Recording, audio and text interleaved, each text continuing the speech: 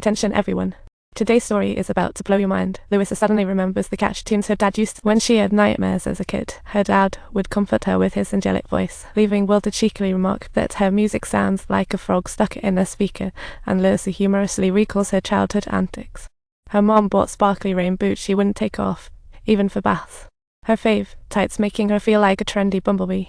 The black and yellow stripes made her like a two-part beauty, but they're discontinued now. Tragic. That night, Louisa stayed, guarding Will's bedside, as his expressions grew increasingly comical. As time passed, Louisa waited by the bed like for a delivery. Her guarding of Will was nightly. Will started to improve, and Louisa launched into her big dreams, mentioning how she was once the trendy student at Manchester Uni, but family ties were like that sticky glue that crushed her dreams in an instant. Now, she could only work at the local coffee shop, dreaming of becoming a superhero while staring out the window. You need to raise your sights, do whatever it takes to live life to the fullest, essentially taking charge of your own life. Though paralyzed, Will's humor remained ahead. Louisa suggested he groom himself first. Surprisingly, Will was all in, treating it as his first grand appearance back in public. As he shaved, Will instantly morphed back into a handsome mode, and everyone thought all was well, but Louisa heard Will's dad's sermon while fetching the mail. Turns out, Will had a little contract with his parents. If he didn't change his mind, Louisa had unwittingly become the interferon. Will surprisingly agreed to euthanasia, and a Swiss agency sent detailed blueprints. Louisa completely broke down at that moment, utterly unable to accept that her omnipotent superhero had so easily ended his life, with a tumult of mixed emotions swirling within her. She quickly called her sister, like sending out a distress signal, sharing her thoughts. She felt like an accomplice and refused to work despite poverty, but her sister quickly offered a suggestion. If it's really Will's decision, how about living it up with the trip and ask his parents for a budget? Let's enjoy the moment, maybe it'll change his mind, and Louisa suddenly had an epiphany and transformed into an action hero. She scouts travel spots and books, searches online for disabled activities, turning into a planner. After the parents read everything, their support bubbled over, and they were all in for Louisa's plan. Will had to get himself into superhero mode to prepare for their upcoming adventure. To gear up, Will cut his hair short, and off they went to a racecourse as their first destination. As soon as they hit the ground, the wheelchair tragically got stuck in mud, and they turned into mud monsters. Despite the wheelchair stayed magically stuck, forcing Louisa to seek passers-by's help. Louisa had her eyes on horse number 3, but Will shook his head. That horse is going nowhere. Look at that horse. Its coat isn't even shiny, it has no pep. But Louisa was undeterred and placed her bet. The race kicked off, and all the horses blasted off the line like rockets, while number 3 leisurely strolled out like it was enjoying a weekend. The result was a foregone conclusion, and Louisa silently tore up the ticket, her heart unable to settle.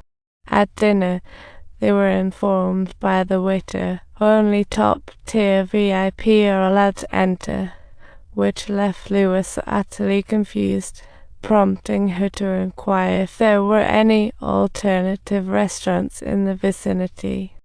The server instead recommended a food truck, and Louisa felt a little awkward, making Will feel quite embarrassed.